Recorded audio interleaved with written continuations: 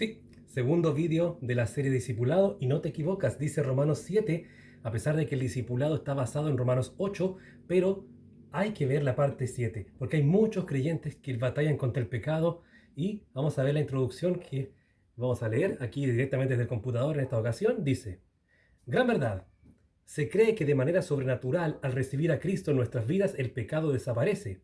Esta mentira contradice lo que el apóstol Juan dice en 1 de Juan 1:8, y esta mentira lleva a muchos nuevos creyentes, o incluso a otros más maduros, a dudar de su nuevo nacimiento. Exactamente. De hecho, hay gente que cree que Pablo cambió de la noche a la mañana, y no es así. Comenzamos con los puntos de apoyo. Lo que desaparece es el dominio del pecado sobre nuestras vidas, la dependencia que teníamos de él, la ignorancia de que terminaría llevándonos a la condenación eterna. Hechos 17:30, 1 de Corintios 6:11. Ya no estamos cegados en el entendimiento por el Dios de este siglo, 2 de Corintios 4:4, pero es importante recordar esta verdad a cada creyente sin importar los años que lleven el Evangelio.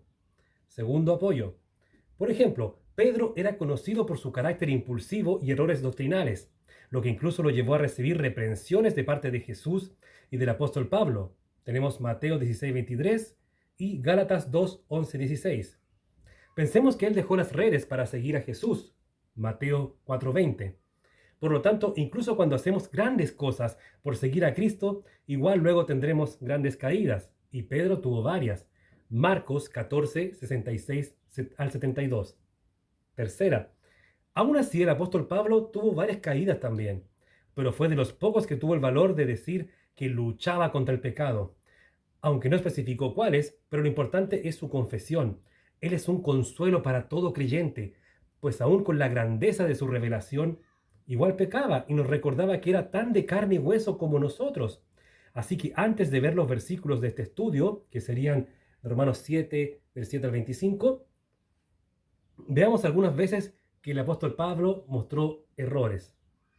Recuerden, puede pausar el video y buscar la cita, puede tomar apuntes. Veamos. La segunda oportunidad.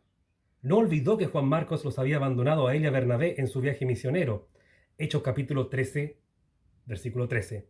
Y luego cuando el desertor fue reconsiderado por su tío, o sea, Bernabé, Colosenses 4:10, el parentesco, para volver a la obra, Pablo no lo permitió y terminó viajando con Silas, Hechos 15, del 36 al 40. Sabemos que esto el Señor lo usó para su gloria en Hechos 16, pues ambos eran ciudadanos romanos. Y ya vemos después cuando dice apelo a Roma. Eso es otra historia, no va en el discipulado, pero por eso le digo, de repente voy a ir rápido, pero voy a andar dando estos datos porque se tienen que agregar para aumentar el contexto y el conocimiento. Vamos a más. También sabemos que años más tarde Marcos escribiría uno de los 4 evangelios y ya Pablo había vuelto a confiar en él, segunda de Timoteo 4:11. Y también el apóstol Pedro dicen que Marcos le escribió una de las 2 cartas. Era su secretario, su amanuense, como se dice. Ahora vendría la pregunta, ¿eres de dar segundas oportunidades o eres implacable? O sea, me la hacen una y chao, nunca más. No hay nada, tiempo para responder. Segundo pecado, autocontrol. Habría que haber estado en las sandalias de Pablo para recordar que casi nadie en las injusticias se calla. Aunque Isaías 53:7 nos recuerda que el Señor Jesús sí callaría delante de sus injustos acusadores. A nosotros, en nuestra carnalidad, nos cuesta. Pablo lo representó cuando en Hechos capítulo 23, verso 1 al 5, insulta al sumo sacerdote. La pregunta va, ¿eres sumiso a las autoridades laborales o eclesiásticas? O si tú eres independiente, solo eres sumiso a tus autoridades eclesiásticas, a tu pastor, a tus líderes, a tu maestro discipulador. Sigamos. Otro pecado de carne, de Pablo, perdón, el aguijón en la carne. Nos centramos tanto en descubrir cuál es el famoso aguijón de 2 de Corintios capítulo 12. Unos dicen su enfermedad visual, que le hacía escribir con letras grandes en Gálatas 6:11, otro defecto físico, etc., que desviamos la vista de que había cierta arrogancia en Pablo que el Señor conocía y también sabía cómo contrarrestar. Esto pudo llevar al apóstol a escribir el peligro del conocimiento cuando te envanece en 1 de Corintios capítulo 8, verso 1. ¿Qué área de tu vida te puede llevar o te tiene en soberbia? ¿Mm? ¿En qué área eres bueno que tú puedes después decir, oh, todo lo logrado por mí? ¿O tú ves que estás en algo siendo agrandado, siendo soberbio, siendo jactancioso? Bueno, aquí termina la primera hoja. Esta es una lección de 2 hojas. Ahora vamos a la parte de la porción de estudio. Bueno, del capítulo 7 vamos a ver de los versículos 7 al 11 primeramente. En estos versículos veremos de manera somera la ley. Está más detallada en otro capítulo del discipulado. Pero aquí se expresa la rebeldía humana que pensamos solo es atribuible a los niños. Sí, cuando a un niño le dices, no hagas eso, el papá o mamá indirectamente le está dando la dosis necesaria de impulso a realizar lo prohibido, la adrenalina de ir contra la autoridad de ese niño chico. De hecho, muchos ladrones han dicho que no solo se satisfacen con el dinero que había en la billetera o cartera que robaron, también con la adrenalina de hacer algo contra la ley del hombre o la ley de Dios. Por eso muchas veces dicen, oye, pero con toda la seguridad que tiene esa casa, ¿cómo igual se le metieron a robar? Porque desgraciadamente a estos tipejos, estas personas que falto de salvación, les gustan los desafíos, les gusta ese tema, pero eso se detalla en el discipulado cuando se haga en grupo, ahí se conversan esas cosas así. Sigamos.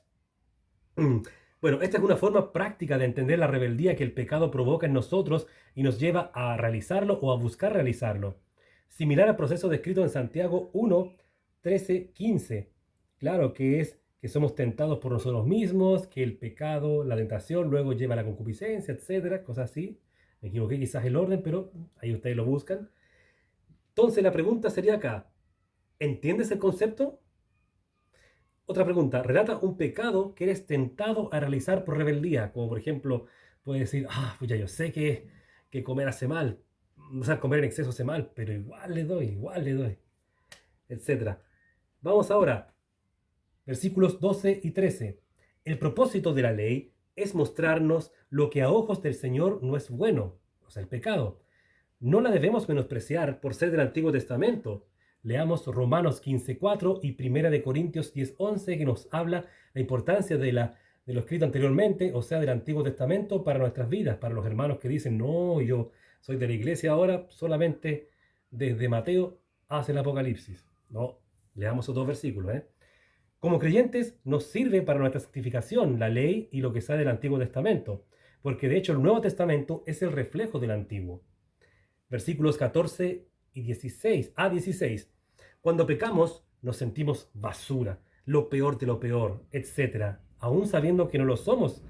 Esto es lo que Pablo expresa, soy carnal y etcétera, pues él tiene mente espiritual de Cristo. Primera de Corintios 2:16. Claro. Y él fue comprado en la cruz por Cristo. Gálatas 2:20. Aquí vemos al creyente genuino, ese que peca, pero aborrece el hacerlo. Ojo que con estos versículos aquí no vemos el permiso paulino para pecar, sino los pasos a seguir cuando el pecado nos hace tambalear. Pregunta, ¿cómo entiendes estos párrafos?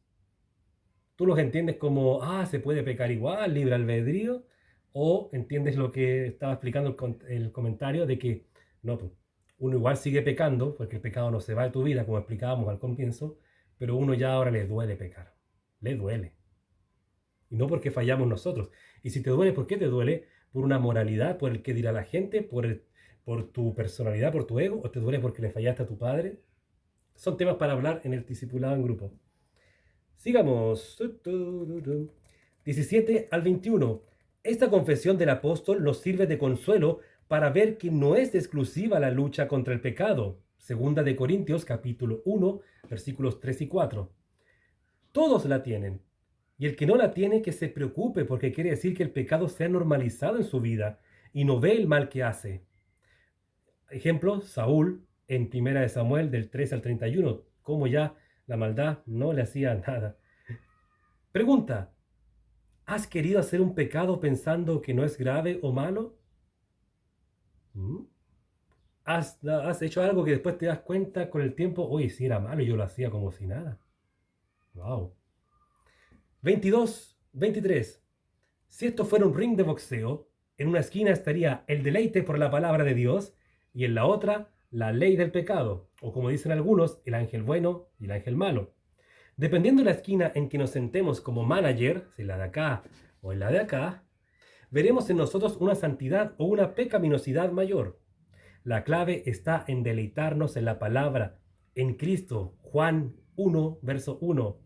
Dejar que Él luche por nosotros. La pregunta clave para los nuevos: ¿cuánto tiempo inviertes en el estudio de tu Biblia? Interesante, ¿no?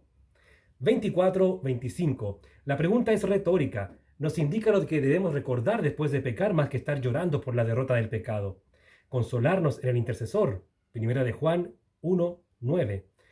El cuerpo de muerte dicen que representa a un castigo de la época donde un asesino debía cargar a quien mató para recordar su pecado. Aquí hace la figura de la ley o de la antigua criatura que éramos. Segunda a los Corintios 5:17, la nueva criatura que somos. Preocupémonos de cultivar nuestra mente para la gloria de Dios. Segunda de Corintios 10:5, Filipenses 4:8. Con ella, centrada en Cristo, podemos servir mejor a nuestro Creador. A veces hay versículos de estudio que no tienen pregunta por si acaso, sino que son reflexivos. Conclusiones. Pecado chico o grande a mis ojos es un pecado y falta contra Dios. Para Él no hay de chico grande. No importan los años o conocimientos en Cristo, todos luchamos contra el pecado a diario.